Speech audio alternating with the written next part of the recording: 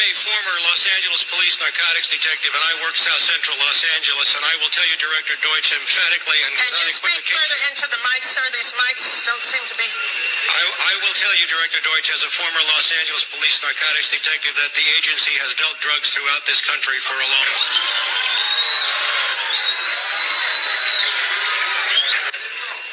Director Deutsch, I will refer you to 3 specific agency operations known as Amadeus, Pegasus, and Watchtower.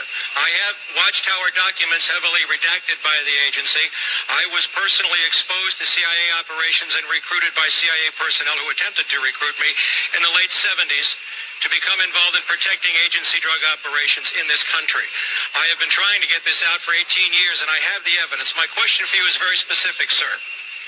If in the course of the IG's investigations and Fred Hitz's work, you come across evidence of severely criminal activity, Let him speak into and it's the mic. classified, will you use that classification to hide the criminal activity, or will you tell the American people the truth? According to what the former head of the Drug Enforcement Administration told Mike Wallace, a ton of cocaine, pure cocaine worth hundreds of millions, got here courtesy of what he calls drug trafficking by the CIA in partnership with the Venezuelan National Guard. A ton of cocaine was smuggled into the United States of America by the Venezuelan National Guard in cooperation with the CIA? That's exactly what appears to have happened.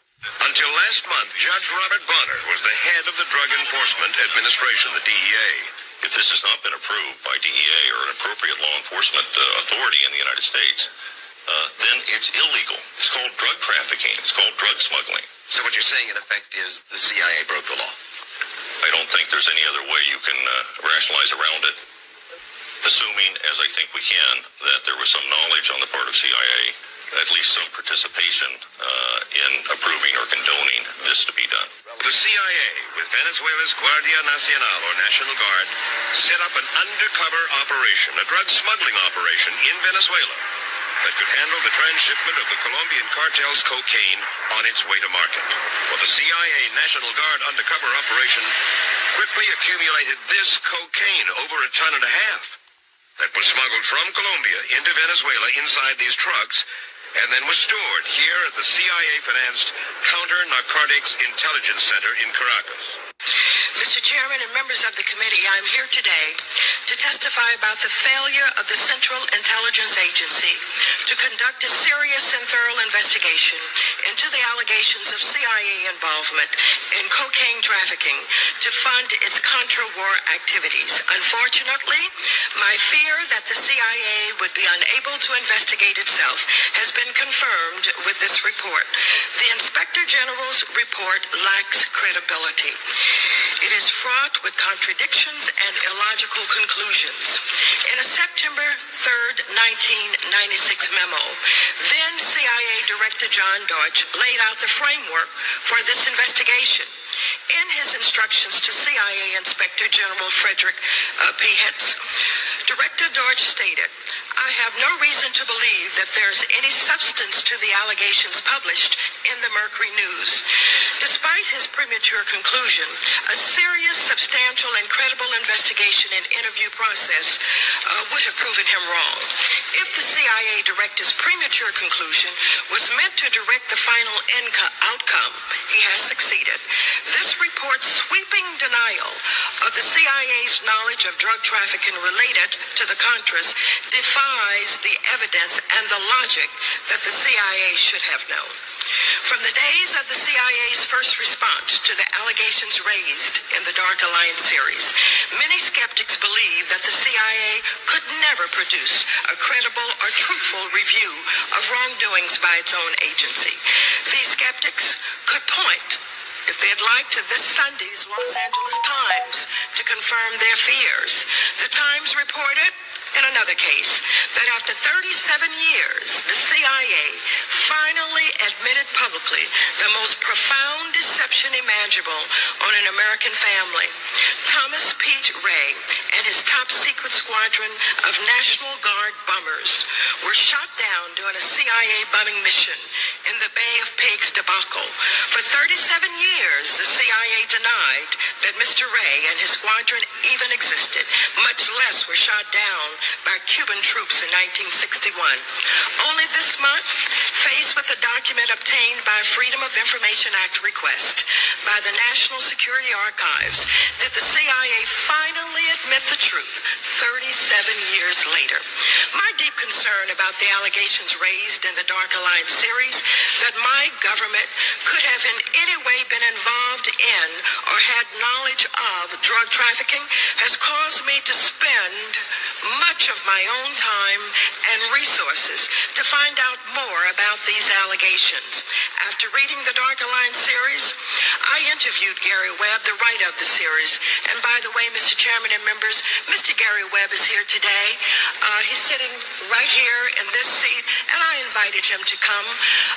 He's put a lot of time and work into this investigation, and I have been working with him since the first day that I read it, and I think that he should be privy to all information as he continues his work in this area. I interviewed Gary Webb, the writer of the series. I invited him to come to my district in South Central Los Angeles to respond to questions from local residents.